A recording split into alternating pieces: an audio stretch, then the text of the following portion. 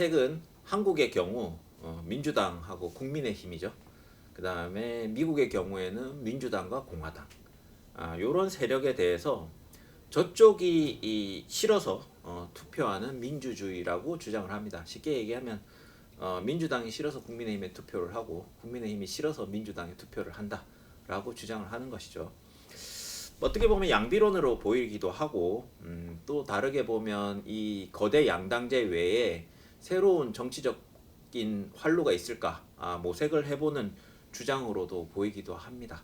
그래서 각자 이걸 어떻게 보셨는지 한번 질문을 드리도록 하겠습니다. 먼저 박인성 선생님. 네.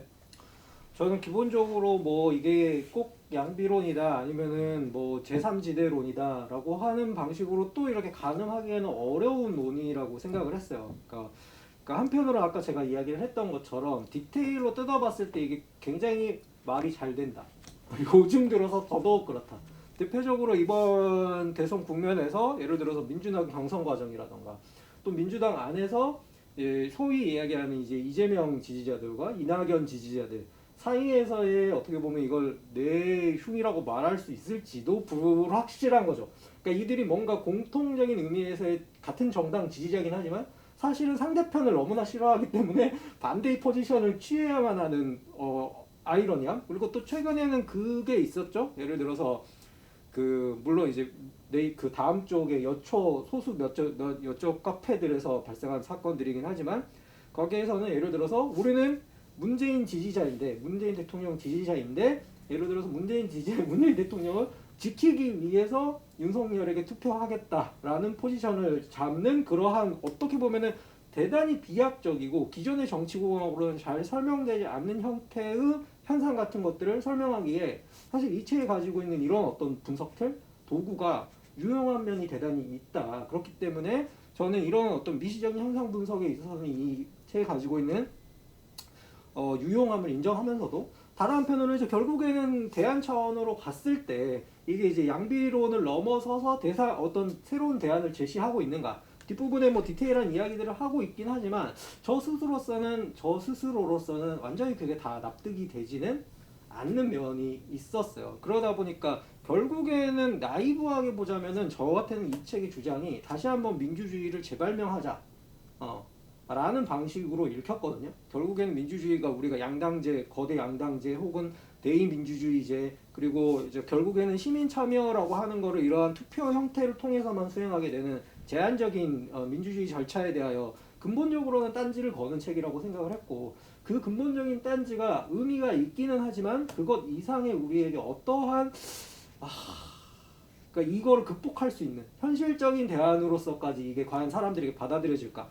당장 이 책을 또 이 서로 저쪽이 싫어서 투표하는 사람들에게 보여줬을 때 과연 그 사람들은 이 책의 논리를 수긍하면서 자기 자신의 정치적 주체로서의 각성이나 반성을 수행할 수 있을 것인가?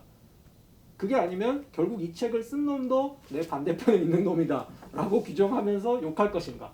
라고 했을 때 후자에 가까울 가능성이 높다라는 생각이 많이 든 거죠. 그런 의미에서 이게 결과적으로 보자면은 아주 나이브한 이야기처럼 들릴 수도 있다. 굉장히 어떻게 보면 근본적이고 급진적인 형태의 주장이기도 한데 다른 한편으로는 현실적 대안으로서는 나이브한 면이 있지 않은가 이런 생각이 들어서 저는 좀 그런 식의 생각을 했습니다. 네, 박건혜 선생님. 예, 사실 저는 이제 이 책을 좀 피상적으로 읽으신 분들의 리뷰 같은 것들 많이 접했는데 그런 경우에는 이제 결국은 뭐 이거 안철수 찍자는 얘기냐 둘 다 싫으면 안철수라는 사람은 사실은 예전부터 이제 제3지대론을 얘기했고 사실 안철수 이전에도 그런 사람들이 있었죠.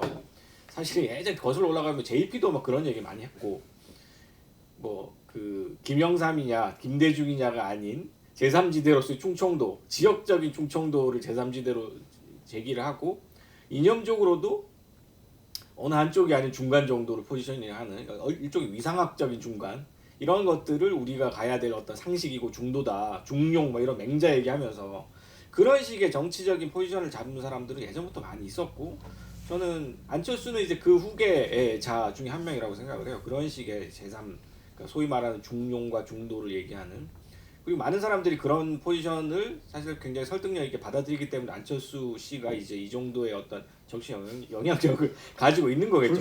불사조처럼. 예, 본인의 역량과 별개로. 그래서 저는 그것이 가지는 어떤 물리적인 위상학적인 설득력과 별개로 사실은 그것이 과연 우리 실제 정치 현실을 바꿀 만한 뭐 잠재력이 있는가? 저는 그렇지는 않다라고 생각합니다. 그거는 그냥 물리적인 중간지대의 론일 뿐이고 실제로 뭔가 그 사람이 우리 사회를 더 낮게 바꿀 수 있는 비전이 있다라거나 실제로 그런 능력이 있다라고 저는 그것이 아직까지는 증명된 적은 한 번도 없다라고 생각을 하거든요. 그러니까 끊임없이 나와서 사퇴하고 끊임없이 철수를 하는 것이죠.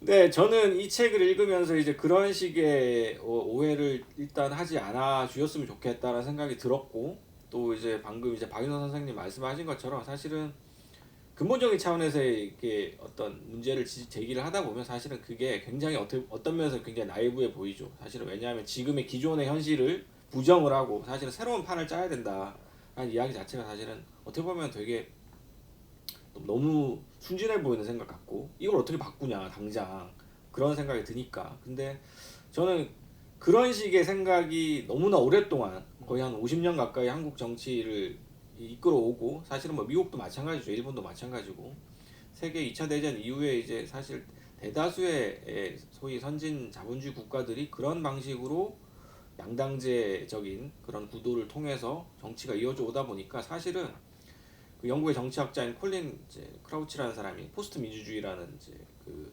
얘기를 가지고 이제 굉장히 각광을 받게 됐는데 그 포스트 민주주의적인 상황이 된 거죠. 포스트 민주주의라는 것은 결국은 사람들이 민주주의라는 것에 대해서 더 이상 관심을 갖지 않는, 그래서 대의 정치를 순전히 직업 정치인에게 맡겨두고 사실은 민주주의는 그냥 어떤 이를테면 관념으로만 남아있고 사실은 그냥 엘리트들이 지배하는 아리스토크라시라고 하죠. 그런 귀족정의 형태가 돼버리는 거죠. 그것이 그냥 우리는 민주주의 정치 혹은 자유민주주의라고 부르지만 사실은 그냥 귀족정, 로마 시대의 귀족정과 다를 바 없는 그런 식의 이제 정치가 돼버리는. 그래서 그 상황을 어떻게 타개할 것인가에 대해서 많은 이제 뭐 학자들이나 뭐 정치가들이나 이런 사람들이 얘기를 하지만 사실 뭐 뾰족한 대안은 없죠. 결국 이 책의 말미에도 이제 계속해서 강조를 하고 있는 단어가 있습니다. 참여입니다. 참여. 결국은 시민들이 정치에 직접 참여해서 플레이어로 그러니까 본인이 직업 정치인으로 나서는 것뿐만이 아니라 직업 정치인으로서가 아니라 결국은 자기가 살고 있는 지역이나 이런 곳에서 어떤 식으로든 생활 속에서 정치 활동을 할 수 있게끔 하는 것이 결국은 민주주의를 되살리는 근본적인 방법인데 그것이 이제 실제로는 힘들다는 것이죠. 먹고 살기도 바쁘고 그럴 만한 이제 일종의 모티베이션, 동기부여의 문제가 있는 것이죠. 그럴 만한 효능감을 주는가 정치라는 활동이 지금까지는 이제 그런 그 정치 활동의 동기부여가 안 돼 있기 때문에 사람들이 점점점 정치인은 냉소적이 되고 어떻게 보면 편갈아서 싸우고 우리 지금 대선의 상황에서 보여지듯이 상대가 싫어서 어떻게든 저놈들한테 이제 이번에 정말 복수를 해야겠다라는 일념만 있는 그런 식의 이제 굉장히 부정적인 감정으로 정치가 이어져 나가는 것에 대해서 이제 이 책이 계속해서 이제 그런 방식은 다 같이 망하는 거다. 이러다가 다 죽는다라고 이제 얘기를 하는 거죠.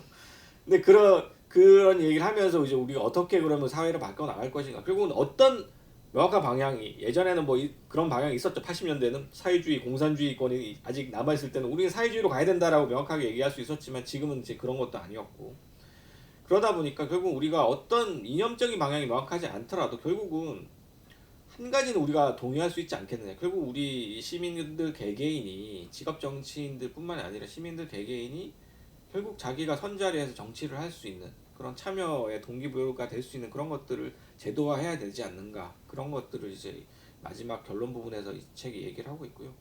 그래서 저는 뭐 박인호 선생님 방금 말씀하신 것처럼 이 대안이 좀 나이브하게 들리고 뭐 순진하게 들린다는 거 충분히 저도 이제 납득을 하고 수용을 하지만 그럼에도 불구하고 우리는 지금 이대로 가면 더 나빠질 뿐이다. 점점점 나빠지는 상황으로 갈 것이기 때문에 지금이라도 우리는 더 낮게 실패하는 방법을 고민해야 된다는 것이죠. 우리는 실패할 것이겠지만 이전보다는 나은 방식으로 실패해야지 그래도 조금씩 나아질 수 있다. 뭐 이런 얘기를 하려고 했던 게 아닌가 하는 그런 생각입니다. 신경 쓰요. 노코멘트.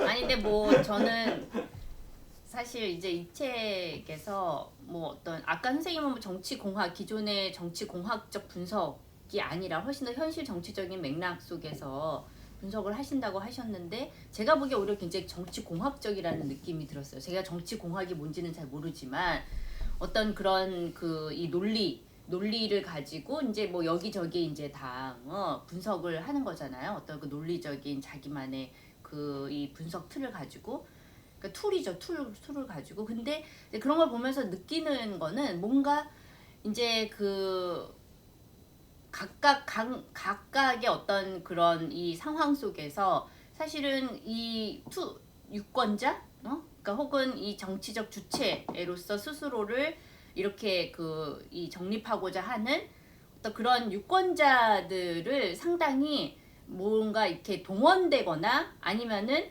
어떤 힘의 논리가 전반 이렇게 쏠리게 되면 그쪽으로 우르르 몰려가는 그러니까는 자기의 어떤 자의식이 없이 어떤 외부의 힘의 그러한 역학 구조가 만들어지면 이제 그 안에 이제 쉽게 휩쓸릴 수 있는 이게 그러한 존재로 보고 있는 것 같아요. 그래서 이 개개인이 가지고 이게 근데 결말 부분에서는 이걸 상당히 어떤 개별적인 참여나 이런 것들을 중요시하고 그렇게 강조하지만 이걸 분석하는 과정에서는 사실은 이 정치적인 참여 주체에 대한 논의가 없기 때문에 약간 그런 느낌을 저는 좀 받기도 했고 또 하나는 한국의 경우에는 사실은 조국 사태와 관련을 해가지고 언론에서 이것을 다루는 어떤 문제들이 또 많이 제기가 됐잖아요. 검찰에서 뭔가 흘리는 것을 고급 정보라고 이렇게 하면서 그것들을 정보에 대한 배타적인 선점권을 가진 어떤 특정한 그 그룹들이 가지고 있는 어떤 우월적인 그런 어떤 그 느낌, 감각 이런 걸 가지고 어떤 이 사람들한테 이 대중들한테 뭔가 어떤 정보를 이렇게 막 먼저 선점해서 알려준다는 식의 근데 사실 그러한 식의 아직 제대로 수사도 되지 않은 사건들을 그런 방식으로 막 흘리고 그리고 예를 들면은 조국에 대해서 얘기할 때 그 뭐지 무슨 그 있잖아요 주식에서 사모펀드 이 사모펀드 가지고 막 엄청 얘기를 했지만 사실 뭐가 없었던 거 아니에요. 그러니까는 이러한 식의 사실은 여기서 한국의 정치적인 이러한 맥락, 현실 정치의 맥락이라고 살피기 위해서는 언론에 대한 분석이 저는 굉장히 중요하게 첨부되어야 될 것 같은 생각이 들거든요. 근데 여기에서는 그 부분이 쑥 빠졌다는 거죠. 마치 언론이 굉장히 그냥 중립적인 것처럼 그런 식으로 그 문제에 대한 의식 없이 그냥 그런 식의 논의를 하고 그리고 여기 진중권 씨나 뭐 그런 사람에 대한 얘기를 할 때도 진중권 씨에 대해서도 이해할 만하다는 식의 그런 식의 얘기를 하는 거예요. 그러니까 조국에 대해서도 이해할 만하다고 써 있습니다. 근데 아무튼 그래서 그런 생각입니다. 뭔가 빠졌다. 너무 이제 공학적인 어떤 그 이 자기만의 그런 툴을 가지고 밀어붙이고 있는데 이제 거기에서 중요하게 언급될 어떤 그 유권자들을 굉장히 그런 문외화적인 그냥 동원되기만 하는 그런 존재로 이렇게 설정하고 있는 게 아닌가라는 것과 그 다음에 언론에 대한 그런 그 이 분석, 한국 사회 정치에서 그런 것들이 좀 빠진 게 아닌가라는 그런 생각이 들었습니다. 일단 첫 번째 말씀해주신 부분에 대해서 저도 쌤이 말씀하셨던 걸 100% 동의하진 않지만 위화감을 느끼긴 했어요. 어떤 위화감이었냐면 그거는 어떻게 보면 반대의 정치라고 하는 수사가 사실은 그 대중 정치 주체에게 작동하는 영역과 이 현실 정치에서 이제 이를테면 직업 정치인들이 그런 수사를 활용하는 방법론이라고 하는 거는 사실 약간 층위가 다른 부분인데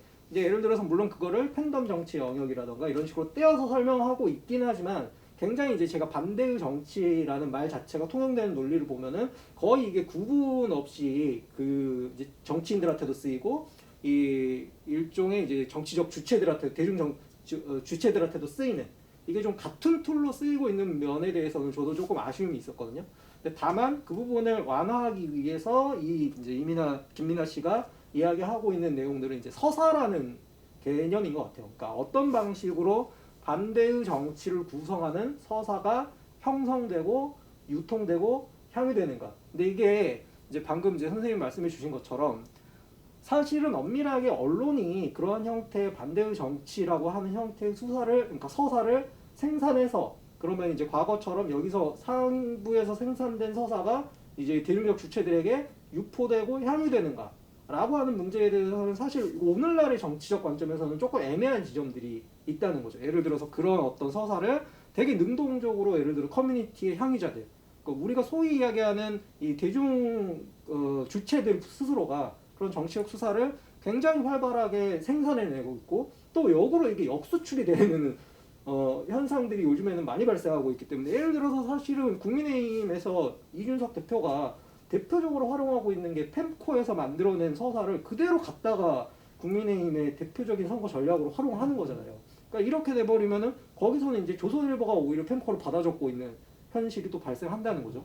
그러니까 이런 상황들을 봤을 때 이 서사라는 반대의 정치가 서사로서 생산되고 향유되는 방법론으로서 따지면은 이 과연 생산자와 소비자를 정말 예전처럼 좀 기계적으로 나눌 수 있을까? 이거에 대해서는 좀 의문이 들긴 해요. 그런 면에서 이게 뒤섞이는 필연성은 있는데 그렇다고 해도 좀 너무 좀 섞어서 쓰고 있다는 생각이 들긴 했습니다. 저도. 네. 근데 제가 볼 때는 그런 거는 언론이 가지고 있는 발화 기능이 무시된 얘기 같아요.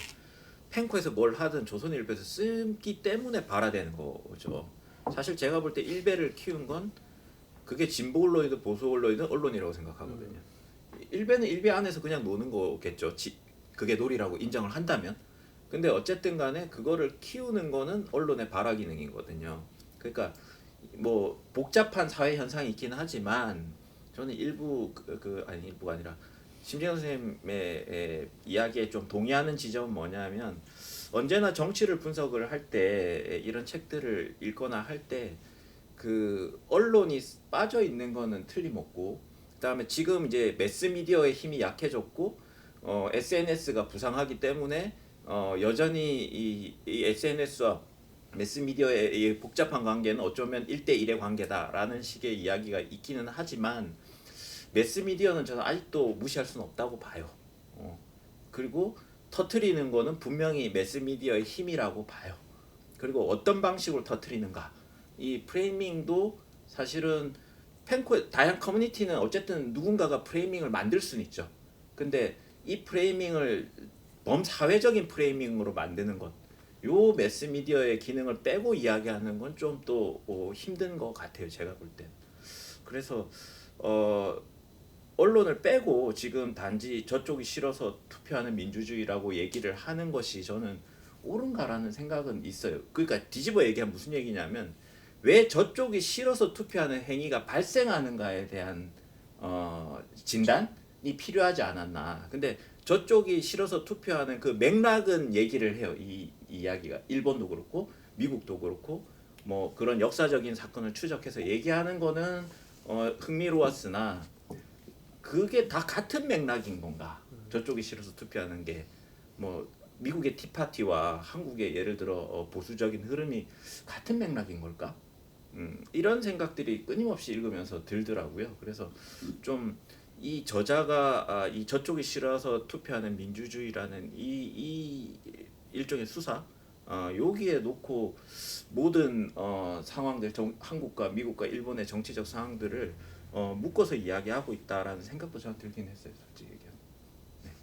솔직히 저는 일본 이야기는 잘 모르겠더라고요. 제가 일본 정치에 대해서 너 잘 알잖아. 잘 모르는데요. 제가 자꾸 저를 친일파 프레임으로 잡아가시려고 하는. 아니 나는 하지만 모르는 정치인 이름도 많이 알고. 여기서 언급된 사람들은 진짜 잘 모르겠어요. 왜냐하면 어차피 제가 뭐 일본의 뭐 현실 뭐 그런 거 그렇게 빠삭하지도 않지만 예를 들어서 고이즈미 시니치로 이후의 이야기나 그 뉴스상으로 아는 거지. 뭐 그 전부터 형성되어 온 뭐 이제 뭐 간 나오토니 아니면 그 전에 이제 민주당 정권들에 대한 내부적 실책 이야기라든지 뭐 이런 것들을 이야기할 때는 잘 모르기도 해가지고 근데 또 미국 이야기는 또 되게 또 옛날 이야기를 하고 있긴 하잖아요. 물론 최근에 있어서의 클린턴과 오바마 정부 이야기도 하고 뭐 샌더스 이야기도 하고 트럼프 정부 이야기도 하긴 하는데, 그러니까 되게 좀 광범위한 맥락들이 활용되고 있기는 하죠. 일단 일본이나 미국 사례를 여기서 쓰고 있는 것은 이제 뭐 당연히 한국과 맥락이 똑같다라는 의미는 전혀 아니고 그런 얘기를 하고 있지도 않고, 여기서 이제 그 얘기를 하고 있는 건 구조적인 유사성이죠. 구조적인 유사성. 구조적으로 왜 일본과 양당. 미국이 양당제의 중심이 그런 구도로 흘러가는가? 사실은 일본뿐만 아니라 영국도 마찬가지고 많은 나라들이 그런 식으로 흘러가고 있죠. 여러 가지 이제 뭐 구조적인 요건들이 있지만 여기서 이제 이 책에서 주장하는 건 일본의 구조와 미국의 구조와 한국이 정확히 동일하기 때문에 우리는 뭐 이렇게 해야 된다라는 것이 아니라, 기본적으로 나카노 고이치 조치대 교수가 이제 일본 정치를 진자 운동에 비유를 하면서 좌우로 왔다 갔다 하면서도 축 자체가 계속 오른쪽으로 이동해 왔다라고 이제 비유를 하면서 이제 그걸 되게 여기서는 굉장히 의미 있게 많이 쓰고 있는데, 한국 역시도 이제 그런 방식으로 움직여 왔고 미국 역시도 그런 방식으로 움직여 왔는데, 그렇다면 그 축 자체를 오른쪽으로 우경화시킨 힘은 무엇인가, 그거를 봐야 된다라고 이제 여기서 이제 핵심적으로 주장을 하고 있는 거잖아요. 결국은 그 구조적인 유사성을 가지고 이제 이 책을 쓴 일종의 뭐 모티브가 됐을 텐데, 그 얘기는 결국은 일본과 미국, 한국이 다 각자의 맥락, 각자의 역사적인 발전을 거쳐왔지만 결국은 전체 지구 경제, 정치 경제학적인 맥락에서 유사한 상황에 처해 있다는, 서로 엮여 있고 지구 정치 경제학적 맥락에서 각자의 그 롤들이 있다는 거예요. 그 각 국가에 뭐 프라자 합의에서 일본의 역할이 있는 것이고, 또 한국은 한국 전쟁 이후에 미국 해구사 밑에서의 또 일본과 다른 역할이 있는 것이고, 또 국제 정치에서의 역할이 또 각자 있는 것이지만, 어쨌든 일종의 이제 그 구조 속에서 비슷한 맥락에서 사회가 점점 우경화될 수밖에 없는 어떤 그런 흐름이 있었다는 것이고, 여기서는 이제 그거를 이제 신자유주의라는 말로 이제 얘기를 하고 있지만, 그런 것들 우리가 정확히 봐야 된다라는 것이고, 우리의 어떤 우리 정치사에서 이제 뭐 예를 들어 정권 교체 왔다 갔다 하고 진자 운동하는 것도 우리만의 문제가 아니라 결국은 국제 정치적 경제학적인 맥락 속에서 그렇게 움직여 왔다라는 것을 우리가 봐야 된다라는 것이죠. 그래서 그런 면에서 이제 똑같은 맥락이라고 이제 보는 건 좀 아닌 것 같고요.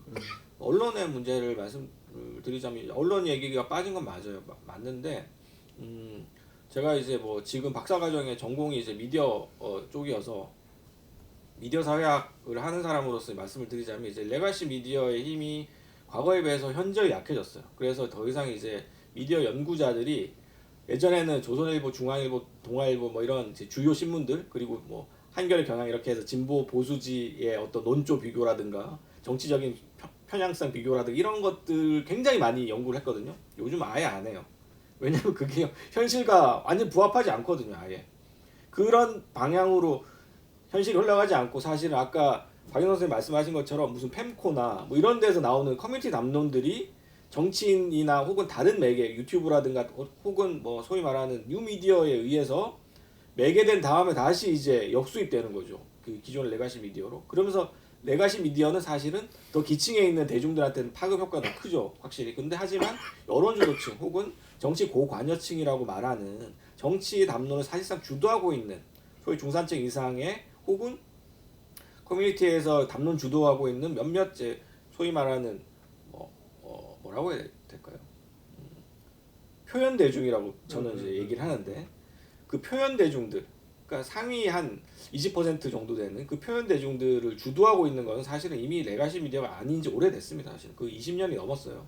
그러니까 그런 미디어적인 변화 상황을 보여주는 것이 지금 이제 뭐 열린 공감 TV 같은 그런 곳이고, 또 김호준 같은 사람들인 것이고, 유튜브의 뭐 가로세로 연구소 같은 그런 곳인 거죠. 그러니까 더 이상 레가시 미디어는 여론 주도를 하지 않아요. 근데 사실상 이제 소위 이제 문재인 지지자들이나 혹은 윤석열 지지자도 마찬가지고 계속해서 언론한테 책임을 밀어요. 언론이 잘못돼가지고 정치가 이렇게 됐다.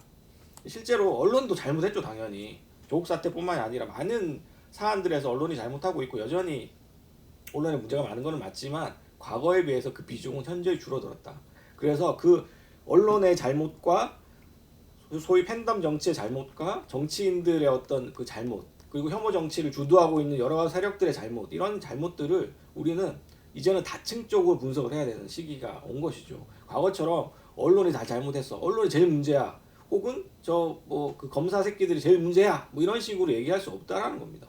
굉장히 복잡한 맥락들이 있는 것이고, 물론 이 책에서 그 맥락들을 모두 다 짚어주지 못했지만 저는 상당히 그래도 디테일하게 짚어줬다라고 생각을 해요. 언론의 그 문제도 포함해서. 그래서 그러니까 저는 이제 앞으로 정치를 분석할 때 미디어 사회학을 하는 사람 입장에서도 굉장히 골치가 아파요. 그러니까 더 이상 조중동이나 한결의 경향을 가지고 분석을 해도 현실에 정합성이 없는 거예요. 근데 또 그렇다고 해서 커뮤니티 분석만 한다고 해서 커뮤니티 담론을 가지고 또 정치랑 연결이 안 돼요. 그렇죠. 그러니까 레가시 미디어랑 뉴 미디어랑 그거 다 합쳐서 분석을 해야지 겨우 이제 그 현실과 매칭이 될까 말까 하는 수준이기 때문에 사실은 점점 분석은 어려워지고 상황은 점점 더 이제 이분법적으로 막 서로 갈라져서 이제 패싸움이 벌어지고 있는데, 사실은 상황 자체가 되게 단순해 보이는데 그 표면 위에서는 그런 단순한 그 싸움 밑에는 굉장히 복잡한 더 분화된 맥락이 있다라는 거죠. 이제 그 맥락을 어떻게 우리가 분석할 것인가는 앞으로 이제 숙제로 남겨야 될 것 같고요. 예. 김민하 씨의 작업이 좀 그런 뭐 복잡한 맥락들을 짚어주는 이를테면 이정표 같은 책이 되면 어떨까 하는 생각이 듭니다. 저는 오히려 좀 일단 뭐 논쟁을 하는 건 아니지만 첫 번째 레거시 미디어를 잘 다루지 않는 것은 아마 뉴 미디어의 부상 때문이겠죠. 그렇다고 해서 학자들이 레거시 미디어를 많이 안 다룬다고 해서 레거시 미디어의 여론 조성력이 약하다라고 얘기하는 거는 저는 남겨둬야 되는 얘기라고 생각을 해요. 아니 실제로 약하게 나타나고 있어요. 이전보다는 약하겠죠. 훨씬 약하죠. 근데 이전보다는 약하지만 훨씬 약하게 나타나고 없다고 있기 때문에 말할 수는 없고. 그래서 제가 네. 그래서 말씀드렸잖아요. 다층적으로 분석을 해야 발화 된다고 기능에 했어요. 대한 이야기를 하는 거죠. 그러니까 발화 기능이 뭔데요? 피우는 거죠. 그러니까 발화 기능이 약해졌다고요. 그렇지만 없는 건 아니잖아요. 없는 건 아닌데 그러니까 약해졌다고. 말씀드렸듯이, 그거를 네. 과거처럼 똑같은 비중으로 우리가 분석을 하면 안 되고 나랑 싸울 줄 알았는데. 아니, 잠깐만요. 우리가 인정을 하고 아 왜 자꾸 오디오를 잠깐만요, 떠들어 지금 잠깐만요. 하고 있는데. 저도 얘기 좀 하게. 아 내가 지금 TV 토론 그 사회자 볼게. 제 얘기는 그러니까 뉴미디어 이게 여긴 뉴미디어도 그렇게 다루진 않지만 레거시 미디어도 다루진 않아요. 그러니까 그 맥락이 빠졌다는 얘기였던 네. 거고. 네, 네. 그다음에 그런 부분들에 대한 이야기를 해야 된다는 것이고, 레거시 미디어가 지금 죽었다, 이전보다는 죽었지만 없다라고 말할 수는 네. 없는 상황인 거고. 네. 그다음에 또 하나는 아까 말씀드렸듯이, 근데 여기에 표현이 그런 거예요. A와 B가 서로 반대인 것 같지만 공통의 조상을 가지고 있다라는 표현이 꽤 많이 나와요. 예, 그러니까 이런 부분들에 대한 이야기를 하는 거예요. 저는 뭐 구조적인 문제다라고 얘기하는 부분에 대해서는 동의를 하는데, 여기 표현 중에 사실 겉으로 볼 때는 이것과 이거는 다르지만 같은 조상을 가지고 있는 셈이다라는 표현들이 책에 몇 군데가 등장을 합니다. 제가 볼 때는 이제 그런 논리들이 사실은 여러 가지 층의 맥락이 있을 수는 있는데 그 맥락을 제거하고 얘기할 수도 있다라는 얘기를 드리는 거예요. 아니 근데 선생님은 이게 저쪽이 싫어서 이제 투표하는, 그러니까는 이쪽 저쪽이라는 것이 이제 물론 나뉘어져 있다고 보는 거잖아요. 근데 실제로 이번 대선을 보면은 소위 이제 그 문파들이 윤석열 지지 선언을 하고 그리고 뭐 그런 뭐 아무튼 극우적인 어떠한 단체들이 이재명을 지지하기도 하고 뭐 박근영 이런 사람도 뭐 이재명을 지지한다는, 그러니까 소위 기존의 어떤 민주당과 그 다음에 무슨 당이지? 국민의힘당이라고 생각했는데 진보 보수라는 이 프레임 자체, 이념적 프레임 자체가 완전히 없어지고 그 안에 뭔가 이렇게 섞여 있고 이쪽 저쪽으로 과연 나눌 수 있을까? 그러니까 지금의 이 대선판을 저는 사실은 그 투표를 20, 30대는 거의 안 했고 나이가 들면서 뭔가 어떤 하기 시작을 했는데, 근데 그러면서 이제 요번에 그런 대선판을 이렇게 들여다보면서 드는 생각은 이게 좀 뭔가 없다. 이게 확실히 네 편 내 편이라는 것이 없고 굉장히 이합 집산하는 이익 집단들 같다는 느낌도 들고, 그리고 여기서 손익계산을 한다고 얘기를 하잖아요. 그쵸? 근데 이 손익계산이라는 게 손익계산에 여러 가지 그 근거들이 있겠죠. 그걸 하는 여러 가지 방식들이 있는데 이게 꼭 반대를 앞세우는 것만은 아니라는 생각이 들고 그리고 이런 식의 반대를 통해서 명확하게 어떤 그 선을 긋고 그걸 통해서 어떤 그런 요새 또 반사체라는 표현도 많이 쓰잖아요. 어떠한 그 이 액션이 있으면 그 리액션의 그 힘으로 뭔가를 뭐 얻기도 하고 그 다음에 또 그 반작용에 대한 또 다른 어떤 반반작용을 통해서 또 뭘 얻기도 하고 막 이런 식으로 그리고 그런 식으로 하기도 하지만 한편으로는 이게 되게 많이 섞여 있다. 그러니까 선생님도 얘기한 것처럼 되게 복합적으로 이게 겉으로 보기엔 되게 단순해 보이지만 상당히 복합적인 여러 가지 힘과 맥락과 결국 정치라는 게 역학관계인 거 아니에요. 그러니까 그러한 것들을 구성하는 것들이 막 섞여 있는 느낌이 들어요. 제가 보기에는. 선생님께서 아까 처음에 이제 서두에 이 책의 저자가 좀 뭔가 그 문재인 지지자들이나 이런 사람들을 친문을 무시하거나 내려다보는 것 같다. 아니 뭐 그 사람들을 내려다보는 게 아니라 우월적인 그런 걸 자기의 우월적인 뭐 이 위치를 과시하는 듯한 그런 거라고 얘기를 하셨는데 오히려 저는 그 반대라고 생각을 하거든요. 그러니까 이 책에서 얘기하고 있는 팬덤 정치를 주도하는 사람들은 한국 정치를 주도하고 있는 사람들이고 사실상 정치적인 주체예요. 아까 제가 얘기한 표현 대중들이거든요. 소위 말하는 그 뭐 소위 문파라고 부르는 문꿀 오소리였던 그 사람들은 사실은 굉장한 정치 고관여층이고 정치에 굉장히 돈과 시간도 많이 쓰는 사람들이고 학력도 높아요. 그런 사람들이 또 윤석열 쪽에도 있어요. 사실 그런 사람들이 사실 SNS 여론들을 주도하고 있고 그런 사람들이 사실 언론에 압박을 넣고 한겨레 전화해서 기자를 자르라고 해서 실제로 잘린 기자들도 있었고 진짜? 예. 그런 일들을 벌이고 무슨 있는 사람들이 오소리? 문꿀? 예, 그런 사람들이 온갖 진보 매체에 다 전화를 해서 자기 이제 그 마음에 안 드는 기사를 누군가가 이제 뭐 뭔가 대통령 비판했다거나 영부인을 C라고 불렀다거나 이러면 이제 가서 전화 뭐 거의 업무가 마비될 정도로 전화를 하는 거죠. 그런 방식으로 압력을 행사하는 사람들이 표현 대중이고 사실은 그런 사람들은 더 이상 과거처럼 수동적으로 뿌려주는 뉴스를 소비하는 소비자가 아니라는 거죠. 그런 사람이 등장한 지는 굉장히 오래됐어요. 그리고 그런 사람들의 등장을 이미 학자들은 이제 알게 됐고 그래서 미디어를 연구하는 사람일수록 이제 더 이상 레거시 미디어를 연구할 수가 없는 거죠. 왜냐하면 그 사람들이 현실을 만들어내고 있으니까 표현 대중들이. 그래서 사실 저는 이 책에서 얘기하고 있는 이 정치 팬덤을 주도하고 있는 사람들이 바로 그런 표현 대중들이고 그 사람들 자체가 언론이에요. 사실 그 사람 하나하나 그런 사람들의 집단들이 다 하나하나의 언론으로 작용을 하고 있고 그런 현실들을 새롭게 보여주는 책이 바로 이 책이라고 생각을 해요. 그래서 과거에 물론 언론들도 여전히 지금도 영향력을 강하게 발휘하고 있지만 그것만 가지고는 현실을 뭐 도저히 설명할 수 없다. 그래서 오히려 어떻게 보면 이 책이야말로 팬덤 정치가 얼마나 강한지 그리고 그 사람 표현 대중들이 얼마나 현실 정치에 큰 영향을 미치고 있는지를 보여주고 있다는 점에서 무시하기보다는 오히려 엄청나게 방점을 찍고 분석을 하고 있는 책인 거죠. 저도 기본적으로 이 책이 뭐 모르겠어요. 정치적인 성향에 대해서는 어떤 입장이 있으실 수도 있지만 그러니까 팬덤 정치를 비판하거나 무시하기 위한 책은 아니라고 생각을 했고 그 부분에 있어서 오히려 팬덤 정치에서 보여주고 있는 어떤 정치 신념자들만큼이나 아니면 이제 여기에 대해 정치 공학적인 이야기만을 일종의 정치 전문가 행세를 하는 사람들의 입장이나 이런 것들에 대해서 우열을 원하는 방식은 아니라고 한 생각을 가지 했어요. 좀 재밌는 에피소드 갑자기 생각나는데 말 끊어서 죄송합니다. 아, 네. 제가 명절에 집에 들어가서 이제 저희 외삼촌이 되게 독실한 문재인 대통령 지지자이시거든요.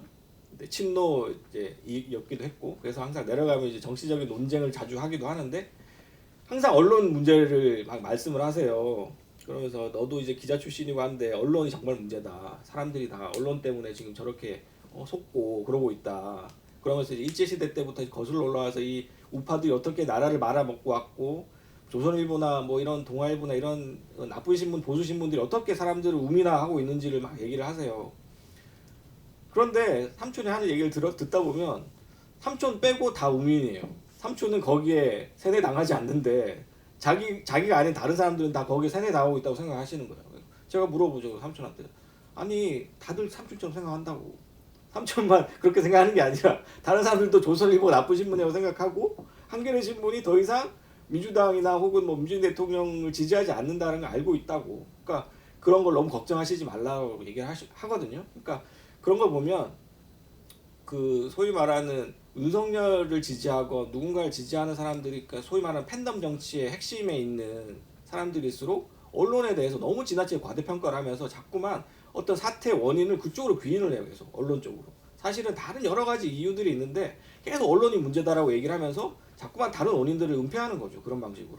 저는 그런 식의 사고방식이 사실 한국 정치의 어떤 뭐 진로나 미래에는 굉장히 마이너스라고 생각을 해요. 그러니까 언론도 물론 문제지만 거기만 문제가 있는 것이 아니다. 사실은 우리 자신들한테 문제가 있는데 자꾸 그걸 외면하고 자꾸만 외부에 있는 요인으로 자꾸만 이렇게 책임을 전가해가지고는 문제가 해결되지 않는다고 봅니다.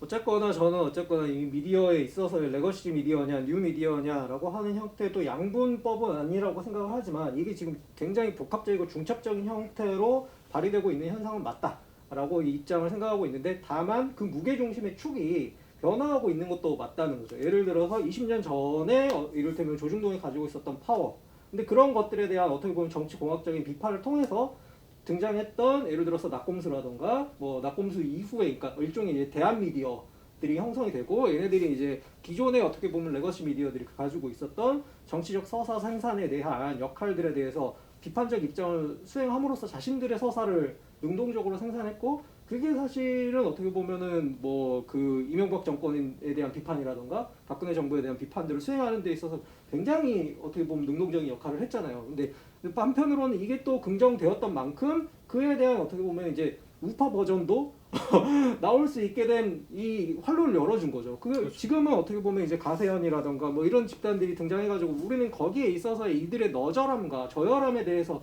비판할 수는 있지만 어떻게 보면 얘네들이 거울상으로 출연했고 반대를 겨냥해서 출연했다라고 하는 것들은 어느 정도 인정할 수 있잖아요. 근데 이제 문제는 최근에 그러한 형태의 반대를 지시함으로써 자기 서사를 생산해내는 영능이 이 표현 대중들에게 굉장히 이제 어떻게 보면은 또 유포되었고 그런 것들을 또 적극적으로 하고 있는 상황은 맞다. 다만 이게 얼마나 서로 간에 영향을 주고받고 있는 이 시기가 너무 빠르고 그러니까 이거의 원인과 출처를 정확하게 말할 수 없는 부분들이 복잡화되고 있는 건 맞다는 거죠.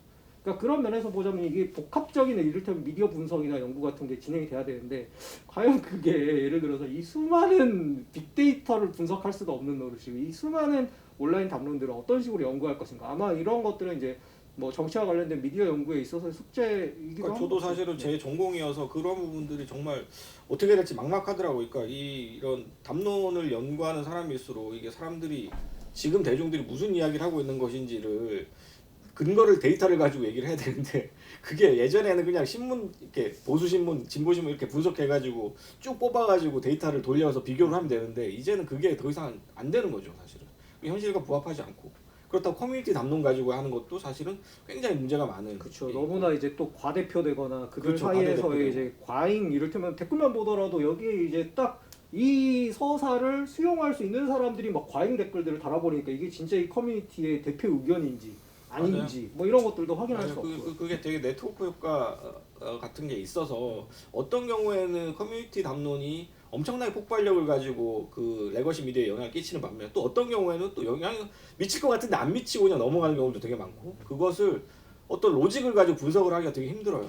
다만 그 둘이 아다리가 맞는 순간에는 굉장한 되게, 폭발력을 되게 우연히 생산해내는 그렇게 폭발하는 경우들이 있죠. 근데 그거를 어떤 우리가 예측 가능하게 분석을 하기 굉장히 힘든 상황인 거죠.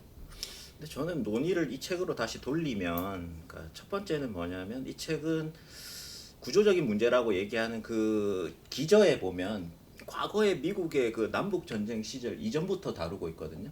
그러니까 그때부터 존재해 왔다고 얘기를 해요. 저쪽이 싫어하는 투표 경향은 그래서 민주당의 탄생과 공화당의 탄생부터 사실은 이야기를 해오고 있어요. 그러니까 레거시 미디어다, 뉴미디어에 주목한다 이 문제가 아니고 제가 볼 때 이 책의 맥락은 제가 해석하기에는 과거부터 역사적 맥락으로 따졌을 때 이렇게 흘러왔다는 거죠. 그러니까 필연적으로 저쪽이 싫어서 투표하는 민주주의라는 식으로 흘러왔다라고 보는 것 같아요. 제가 볼 때는. 일본도 마찬가지고 나카소네 수상이나 이런 거는 80년대에 활동했던 수상들이잖아요. 그러니까 레거시 미디어가 아직까지 SNS조차 나오지 않던 시절부터 분석을 해와요. 이 사람은. 그러니까 제가 볼 때 이 책은 뭐 지금은 팬덤 정치를 주목하거나 이게 아니라 제 생각에는 과거부터 쭉 이어져 왔던 이 맥락 속에서 보면 어떻게 보면 이렇게 기결하는 건 필연이다라고 보는 것 같아요. 그러니까 새로운 어떤 현상에 주목한다기보다는 기존에 있어왔던 정치 질서를 본인만의 시각으로 접근한다라고 저는 보여졌고, 두 번째는 뭐 저는 이걸로 더 이상 얘기는 하지 않겠지만 아까 박원 선생님 말씀하셨듯이 모든 문제를 언론에 기인시키는 건 나쁘다라는 데 동의합니다. 근데 그렇다고 해서 언론이 책임이 없다라고 말할 수도 없죠. 언론도 구조의 일부니까요. 근데 지금까지는 진보 진영에서 어떻게 보면 박근혜 선생님 같이 말씀하시는 분들이 꽤 많죠. 저는 솔직히 문파나 이런 사람들은 진보라고 생각 안 하거든요. 보수죠. 이념적으로 보면 저는 보수라고 생각해요. 근데 우리나라 정치 지형에서 이제 어떻게 자꾸만 민주당이 진보로 포장되는 바람에 자꾸만 진보로 보이지만 기본적으로 우리는 보수 정당, 양보수 정당 속에 있는 나라이고 사실은 이제 진보가 힘을 그렇게 쓰지 못하고 있는 상황인 건 맞는 것 같아요. 제 생각에는. 근데 어쨌든 이런 상황에서 새로운 길을 모색하고자 하는 이 바램이 이 책에 있다고 저는 생각을 하는데, 그렇지만 그렇다고 해서 이 복잡 다단한 문제를 여러 가지 구조, 아까 이거는 동의를 하시잖아요. 여러 가지 SNS나 언론이나 뭐 이런 복잡 다단한 문제들이 있는데 요거를 단순히 우리가 지금 이 민주당이랑 국민의힘이랑 정책적으로 보면 별 차이도 없어 보이는 두 정당 사이만 진자 운동처럼 왔다 갔다 하고 그 다음에 새로운 길을 모색하려는 시도를 멈추려고 하는 것, 이게 잘못됐다. 요거는 동의를 하지만 그렇다고 해서 이 두 사이의 진자를 왔다 갔다 하는 것에 여러 가지 복잡한 측면을 그 맥락을 저는 오히려 단순화시키고 있다고 보거든요. 이 책에서 제가 보이는 부분은. 왜냐면 언론에 대한 이야기가 혹은 SNS에 대한 이야기가 사실은 없으니까. 그래서 그 지점에 대한 이야기를 한 번 더 말씀을 드리는 거예요. 여기 원래 발언 순서에 사회자 발언 순서는 없는데 그래서 굉장히 많은 발언을 하시네요. 그래서 안 하려고. 아니 좋습니다. 왜 사회자야? 아니, 얘가 사회자도- 무슨 사회자야? 사회자도 말할 수 있죠. 그리고 자꾸 언론에 대한 이야기만 하니까 이 네, 책에 네. 대한 이야기에서 자꾸 벗어나요. 그래서 저는 빨리 두 번째 질문으로 이제 넘어갈 때가 되었다고 생각합니다. 아직 안 넘어갔나요? 아직 안 넘어갔어.